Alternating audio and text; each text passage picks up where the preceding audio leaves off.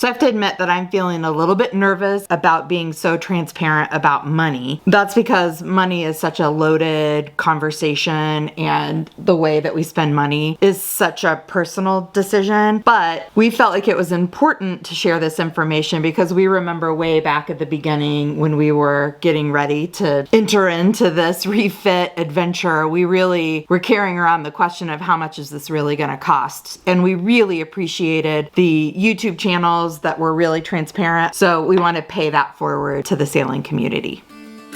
Welcome to G&T Sailing. If you're new here, I'm Gretchen and this is Tim. We've spent the last 2 years refitting Felicita, our Catalina 42, and have finally launched our sailing dream. We don't care where we go, we just care that we go, and we're glad you're coming along for the ride. So I started dreaming about offshore sailing in 2006 when I started cruising with my dad on the Chesapeake Bay.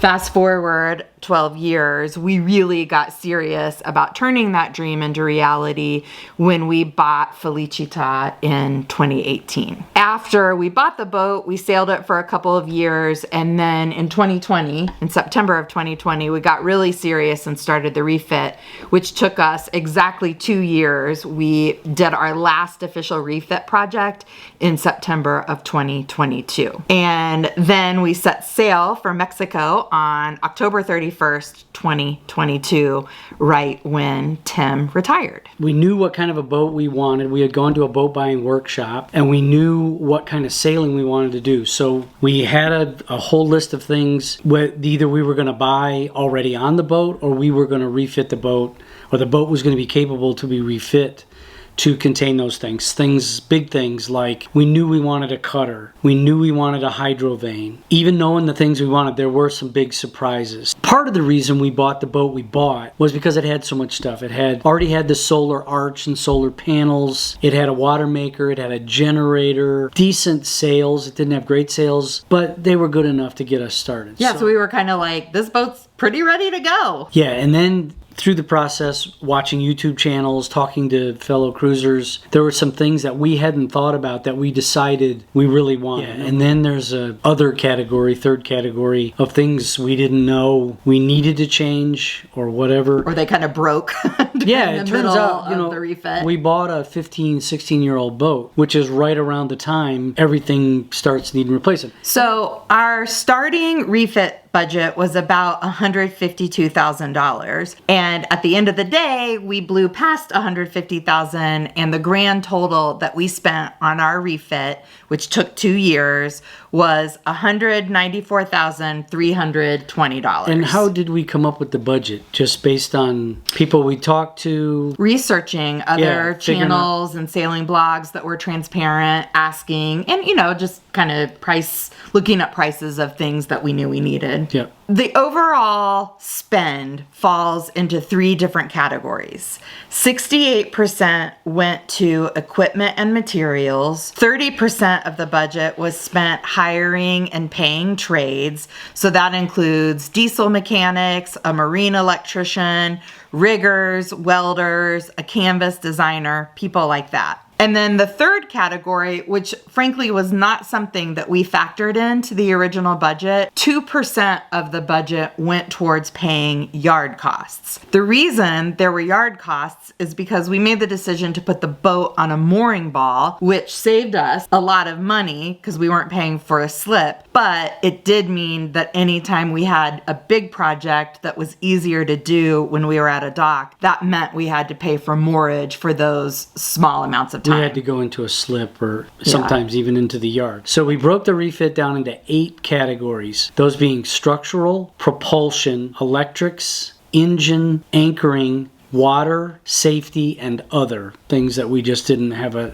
exact category for. We bundled material, labor, yard costs, everything that was included in that category into each number. So let's highlight some of the bigger ticket items. So the first category is structural. These are major projects where we added or changed a major item to the top sides of the boat. There are 3 big ticket items in this category. The first one is the hydrovane, which is a brand name of a self-steering system. And it also acts as the auxiliary rudder for the boat. The second big project was working with Iverson's Designs out of Olympia, Washington, to design and build a custom full enclosure, which includes mesh panels and glass panels. The third big project in this category was converting to a cutter rig, which involved putting in a permanent inner forestay and a furler, adding running backstays or check stays, and adding 2 additional winches back in the cockpit to accommodate all the new lines that we were adding. Okay, so the next category is electrics, and that makes up 30% of the budget.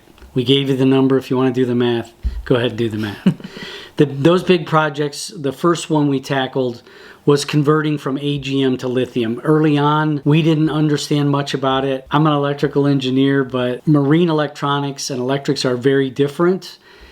And we just pulled the trigger and decided to go to lithium. So that was a big deal. And we'll link to an episode where we go through everything we did with our lithium conversion. Yeah, all new batteries, the whole bit. So everything was upgraded and brand new. Then along the way, this was kind of a surprise because it was not in the plan. It wasn't in the plan. We thought we could live with the instrumentation we had, but it turned out it just made more sense and we both really wanted it. So we decided to pull the trigger on that and just go ahead and upgrade all the instruments, which we did. And we decided as part of that, we wanted the NMEA backbone where everything just plugs into the backbone, and we really liked that. And in the process, we ended up practically rewiring the boat. There was a lot of crap up the mast that from the first owner that was just not being used. And next up are the projects that are involved with making the boat go, which we didn't lumped into the word propulsion. This category comprises 19% of the overall budget. We bought all new sails. We bought our head sails from North Sails and the rest of our sails from Precision. We replaced all of our standing rigging. As we did different projects, we ended up almost replacing every line of running rigging on the boat. And then the last kind of bigger ticket project in this category was working on the self-steering system. So we have the hydrovane, which is part of the structural category. We also have an autopilot on the boat. So we serviced that. We put all new steering cables, cleaned everything up, had the quadrant inspected,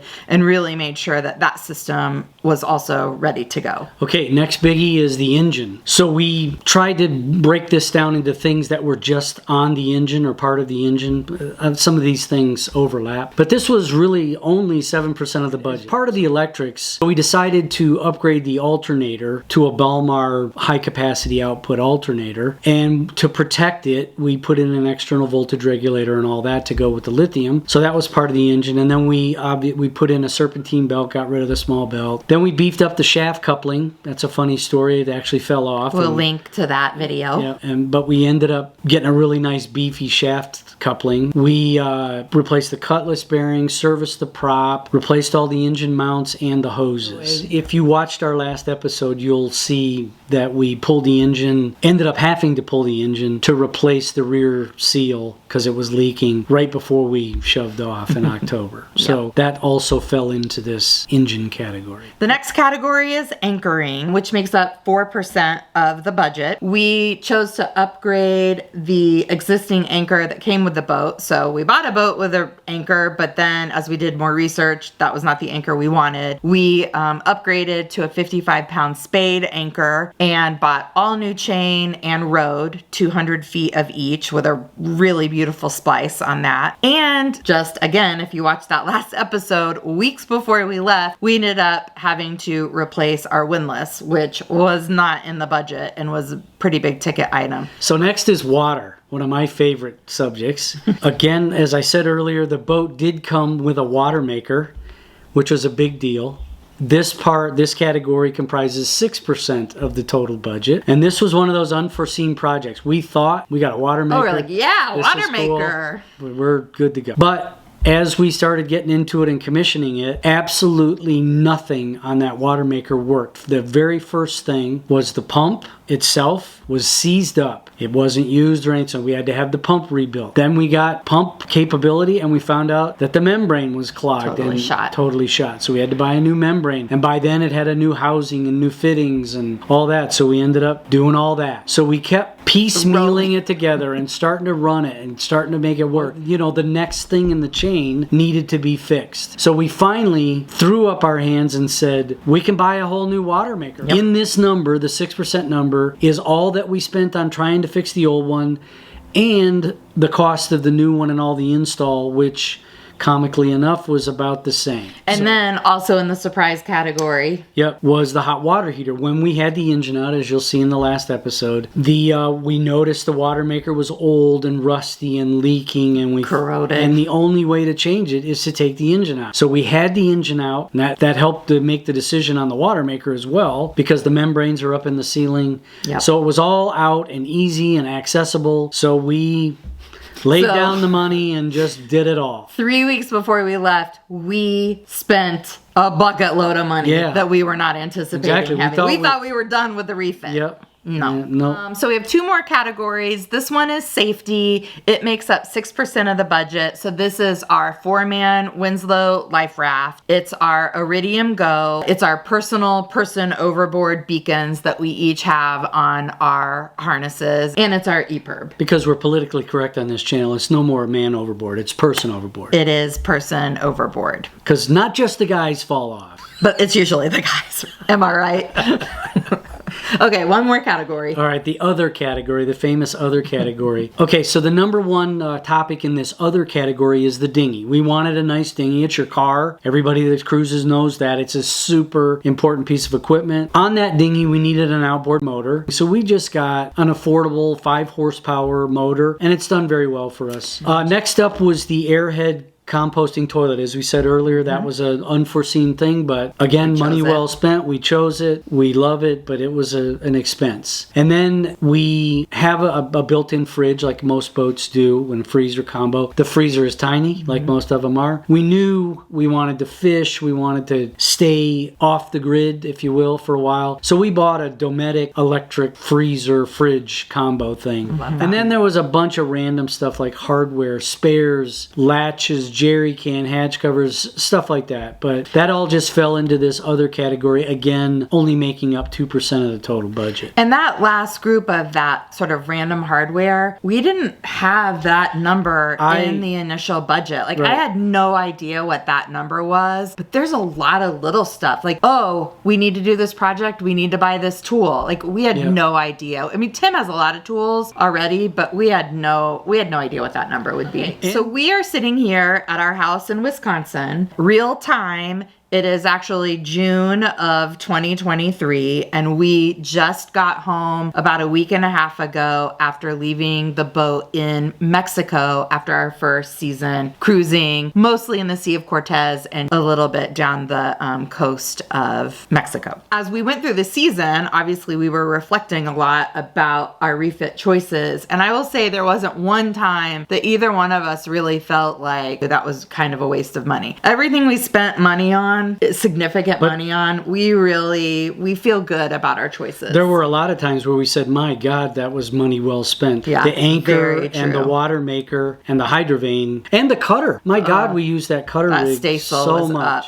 A lot, So with that said, at the beginning of this episode, we shared a really big number, and I am completely aware that not everybody is in the position to just over the course of 2 years drop that kind of money. So we chose to do a lot of things because we could. And so we did, but I want to be really clear. You don't have to spend that amount of money. There are all kinds of ways to do this. An example of that is for us, when we bought the boat, it had a Dodger and a Bimini. They were old. There was some duct tape, but they were there. We didn't have to do the new enclosure. We chose to do that partly because we wanted a full enclosure, because given our offshore passage making experience, we've sailed without full enclosures and with full enclosures, and it's much more civilized and way more comfortable on especially night watch to have that enclosure. So we prioritize that for us, but we didn't have to. We didn't have to spend that big number. If we didn't have that money, we would have gone to sea without a full enclosure. Exactly. We also had some really practical things informing our decisions of why we chose to spend the money when we chose to spend the money. Exactly. I knew I was retiring. I retired the end of September last year, 22. Mm-hmm. And so we were both making good money, and we decided this is the time to do it. And in retrospect, doing it in San Diego versus doing some of this stuff in Mexico, the workmen are great in Mexico.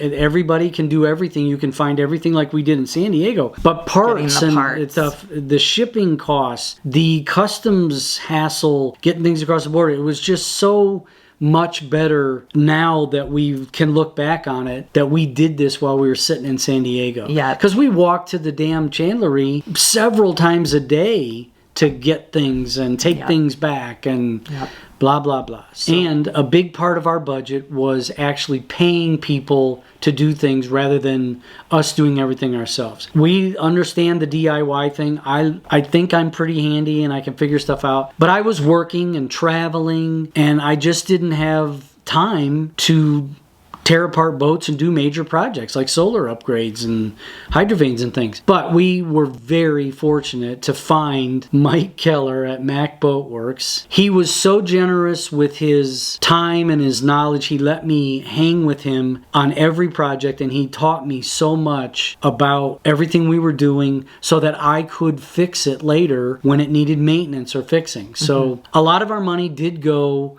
to paying him and others to do major things for projects. us. But to me, I looked at it like it was an education. I never worked on these big boats before, and I'm very thankful that I did. And finally, just want to point out that Gretchen and I are very similar in this aspect. We like things dialed in. I'm probably a little more crazy than she is about it.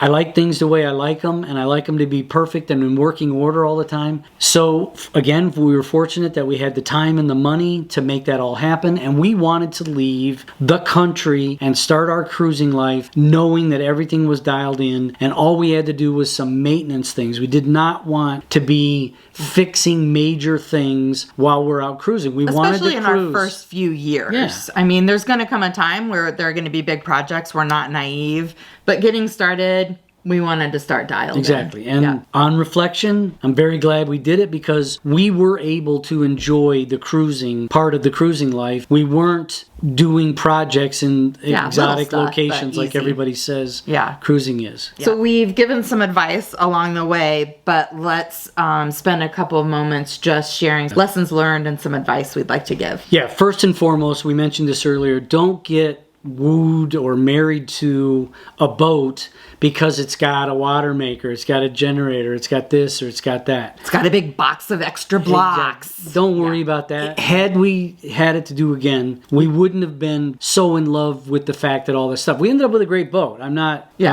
apologetic about that, or I'm not disappointed by that. But just don't get wooed by all the stuff and the bells and whistles on a boat. Yeah. And then just understand what your capabilities are. A lot of people are DIYers and they love to tackle projects. If you got the time, then of course you can take forever and figure stuff out along the way. There's a million YouTubers out there that'll tell you how to do most anything. We just didn't have the time and we had the money, so we hired good tradespeople to help us with our stuff. Hire somebody. Obviously, it's like hiring a plumber at your house. You got to find somebody you can trust. One of the big reasons Mike ended up being such a great resource is he owns a boat. He's owned a lot of boats, and he's fixed a lot of boats, and he lives on a boat, and he's a cruiser. He's a sailor. He treated our boat like it was his boat, and he wouldn't have suggested that we do anything that he wouldn't do on his own boat, and he wouldn't have suggested how to do it if he hadn't already done it, or he wanted to do it that way on his boat. My advice is that hire people that you trust and people that will help you, not just teach you. And teach you, exactly. Not just hire them, give them the keys, walk away, and come back when they're done and they give you the keys back. Yeah. It was invaluable for Mike to let me learn from him so that I understand every system that's on that boat now. So one other piece of advice that I would want to give as the project manager of our refit is that as the project went on, we would have these great ideas of things that we wanted to do, or, oh, it'd be great to have this thing. And so what I did is every time we had one of those things, of course I'm thinking, that's another few $1,000s or whatever. But we would put those on a list. And what we agreed was when we got to a couple of months out from the end of the refit, from leaving for Mexico, if we still had time and money, then those were items that we could do at that time. It allowed us to really be able to keep dreaming, and when we had those ideas, we could put those someplace. We didn't have to fight about it. We didn't have to fight ourselves about it. It also gave us the freedom to let go of those ideas or do them later if we wanted to. I think the last piece of advice I would have is this. Did we need to do everything we needed to do? Absolutely not. There are people doing this life in so many different ways. So I think the most important thing is to get really clear about the kind of sailing you want to do on the boat and be real about it. You may be dreaming about crossing oceans, but if that's 10 years away, don't refit your boat today to cross oceans in 10 years. Refit your boat to do the things you're going to do over the next few years. Right. We've gotten a lot of advice about people get stuck on the dock, they buy a boat, and they just keep working on it, keep adding projects, and they never sail. Yeah, get out and sail the damn boat. boat. That is our episode on our refit. Hopefully, if this has been useful, share it with your friends. We have a really great new second season of videos coming up, which is our entire 7 months sailing in Mexico. So stay tuned. Like, comment, and subscribe. Peace out. Hey, thanks so much for watching. Be sure to subscribe so you catch all the episodes of our first season cruising in Mexico. And head over to Instagram for real-time updates. Check out our tracker and more details about our cruising life at gntsailing.com. We'll catch you next time. Mexico is Sexico!